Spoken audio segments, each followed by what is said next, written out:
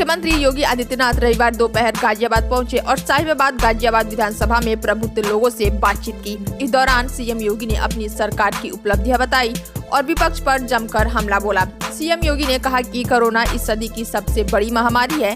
भारत के अंदर प्रधानमंत्री के नेतृत्व में पूरा देश कोरोना प्रबंधन का जो कार्य कर रहा था वह दुनिया के लिए एक नजीर बना है। जब विपक्ष के नेता घरों में रहकर ट्विटर और दुष्प्रचार कर रहे थे, तब मोदी जी देश की एक लैब में जाकर वैक्सीन बनाने के लिए अनाज और जीवन बचाने का प्रयास कर रहे थे। सीएम योगी ने कहा कि कोरोना खंड में कांग्रेस, सपा और बसपा मैदान से गायब थी। सिर्फ केंद्र और प्रदेश सरकार ये बीजेपी का कार्यकर्ता एक एक लोगों का जीवन बचाने के लिए जद्दोजहद कर रही थी।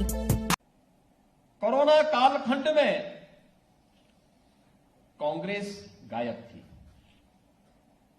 समाजवादी पार्टी गायब थी, बहुजन समाजवादी पार्टी मैदान से गायब थी।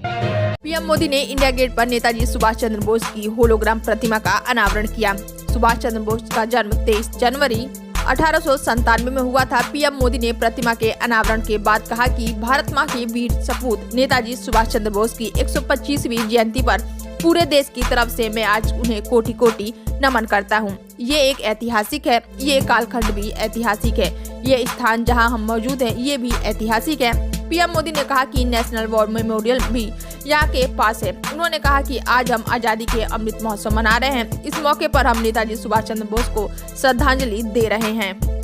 पीएम मोदी ने आगे कहा कि जिन्होंने हमें संविधान और संप्रभुत्व भारत का विश्वास दिलाया था, जिन्होंने बड़े गर्व, आत्मसम्मान और साहस के साथ अंग्रेजों के सामने कहा था कि मैं स्वतंत्रता के लिए भीख नहीं लूंगा, मैं इसे हासिल करूंगा, जिन्होंने भारत की धरती पर पहले आजाद सरकार को स्थापित किया था, हमारे उन नेताजी का भव्य प्रतिमा डिजिटल रूप में इंडिया गेट पर स्थापित हो रही है।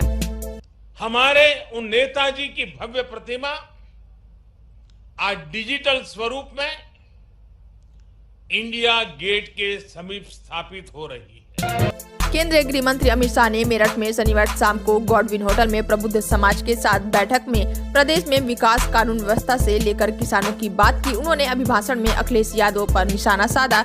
उन्होंने कहा कि अखिलेश बाबू पश्चिम में आने से पहले हमारे सारे सवालों का जवाब दे।